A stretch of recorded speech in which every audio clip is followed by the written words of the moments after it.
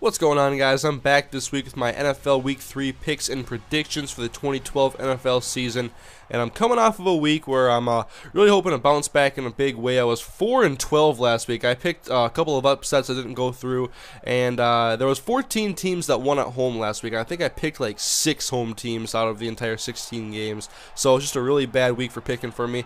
So I spent a lot more time watching the games this week on NFL Game Rewind and trying to make some better predictions this week. So here we go, guys. We'll get into it early. Here we have Thursday Night Football tonight. I should have a preview video up for this game, but I'm taking Carolina over the New York Giants because of the Giants' injury struggles they have right now. No Hakeem Nicks tonight, and Victor Cruz is their only really big threat in the passing game because of that. They'll have Martellus Bennett, Ramses Barden, but I think if the Carolina Panthers double up on Hakeem Nicks, they can play well on defense, along with Ahmad Bradshaw not playing, and I like Carolina at home in this game by a score of 30-24. On to Tampa Bay at Dallas. Now, Tampa Bay, I picked them to win an upset victory last week over New York, and they almost pulled it off, but Eli Manning had thrown 500-plus yards, and most of those going to Victor Cruz and Hakeem Nicks, and so I don't like their chances against Dallas's passing offense in Dallas, by the way, and Dallas got pretty embarrassed by Seattle last week, so I like them bouncing back at home by a score of 27-17. On to Indianapolis at Jacksonville. Now, Blaine Gabbert, I thought he played well week 1, but he did not look good at all against the Texans last week. And Andrew Luck was impressive at home against the Minnesota Vikings. I like Indianapolis in this game, 27-13.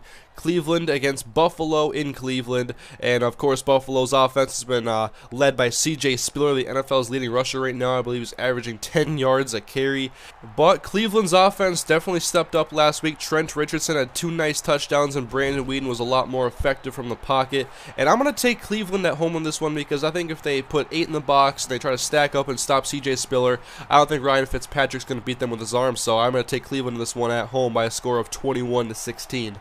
On to the New York Jets at the Miami Dolphins. Both of these teams are 1-1, and Miami's coming off of a victory against the Oakland Raiders. They put up 35 points last week, pretty impressive. Their running game was really effective. Reggie Bush had a big week. And the Jets lost to the Pittsburgh Steelers, but I'm going to pick the Jets in this one, bouncing back against Miami. I don't think Ryan Tannehill is going to play very good against that Jets defense, even if Revis does not play. And I also think that defense can hold Reggie Bush in check. So I'm taking the Jets in a lower scoring game, 20-14 in Miami.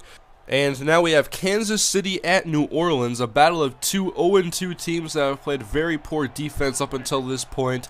Kansas City is coming off of a disappointing loss to the Buffalo Bills. I like the New Orleans Saints this one, bouncing back at home. Hopefully Drew Brees has a better game than he's had. He threw a couple of bad interceptions last week, and I'm taking the Saints in this one by a score of 31-20. Up next, we have the Cincinnati Bengals traveling to Washington to take on the Redskins. And Cincinnati last week, they got their first victory against the Cleveland Browns.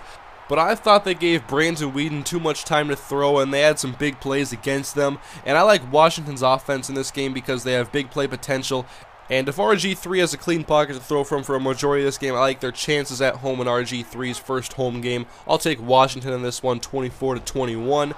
St. Louis at Chicago. Now, I've been really tempted to give St. Louis the upset in this game because of the struggles with Jay Cutler in week 2 against the Packers, but I think that they bounce back, not in a big way. I think they still struggle a little bit, but I think they're better than they were in week 2. And I went back and watched the coaches film through NFL Game Rewind on that Bears and Packers game, and I noticed on every play that Jay Cutler was sacked, they had too many players going deep, so I think they changed up the game plan this week if they want to be smart and keep Jay Cutler alive in the pocket. I mean, I don't know why they wouldn't adapt to that. They did a horrible job against Green Bay of adapting to the way Green Bay's defense was playing. But the Bears have a pretty good defense, like their matchup at home against the Rams, so I'll take Chicago in this one by a score of 20-17. And on to San Francisco at the Minnesota Vikings. I've picked Minnesota to win their first 2 games, and they are 1-1. And of course, they do not match up well against the San Francisco 49ers. The 49ers have a great defense. They don't turn the ball over on offense. And the Vikings don't really have a deep vertical threat. They really don't have too much of an offense outside of Percy Harvin and Adrian Peterson so far. Christian Ponder leads the NFL in completion percentage right now, but he's throwing a lot of short passes to Percy Harvin, a lot of high percentage throws. And Minnesota's defense hasn't been all that impressive so far, and I don't think they can get this victory if they don't get any turnovers, and I'm not expecting them to get this victory in the first place. So I'm giving this one to San Francisco, 27-16 in the Metrodome in Randy Moss's first game at the Metrodome without being a Minnesota Viking. Next up is the Detroit Lions traveling to Tennessee to take on the 0-2 Titans, who lost last week to the San Diego Chargers pretty handedly. And I haven't been a big fan of their offense this year. I mean, Jake Locker's been inaccurate, and Chris Johnson has been irrelevant with 21 yards. I'll take Detroit in this one because their offense is better, and I think that this one is close, but Detroit pulls it out 24-17. On to a battle of two 2-0 teams right now. We have the Atlanta Falcons and the San Diego Chargers in San Diego. The Chargers may get back Antonio Gates and Ryan Matthews this week, which would definitely help with their offense at least a little bit because Curtis Brinkley hasn't been doing much on the ground, and Ryan Matthews would probably do better if he stays healthy. But I like Atlanta's offense way too much right now. Roddy White, Tony Gonzalez, and Julio Jones. There's not many quarterbacks playing as well as Matt Ryan right now, and I'm going to take him in this game because their offense like them so much more than the Chargers' offense right now. I think they can score some points, and their defense is showing up a little bit. They had 3 picks against Peyton Manning in the first quarter last week. I'll take the Falcons in this one 31-17. On to Philadelphia at Arizona, another battle of two 2-0 teams. Arizona's defense has been very strong so far, and the Philly offense has had a lot of turnovers, I believe like 9, and Michael Vick's been throwing a lot of interceptions, not running as effectively and not running for very many yards at all.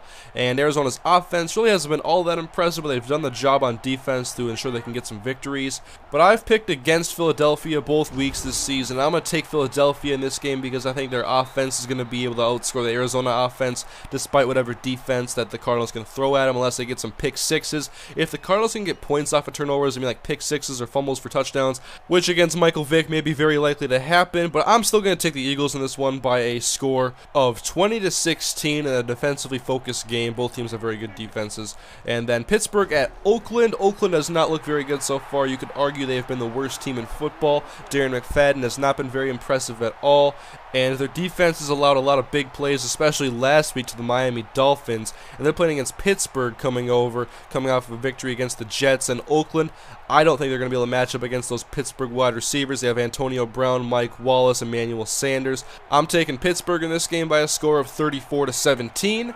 Next up, we have the Houston Texans and the Denver Broncos. Houston has looked very strong so far. They've played 2 poor teams, though, in the Jacksonville Jaguars and the Miami Dolphins. Have given up 19 points this season. Their defense is applying a lot of pressure to quarterbacks, which would definitely give them a lot of success against Peyton Manning, and this clearly is not throwing the ball as strong this year, and he had 3 interceptions in the first quarter because he was testing his strength, basically, and the Falcons are able to win that battle 3 times in a row. But I think while the Texans are a better team, I don't think Peyton Manning makes those same mistakes this week. I think he controls the ball a little bit better, makes less turnovers and less mistakes throwing the ball.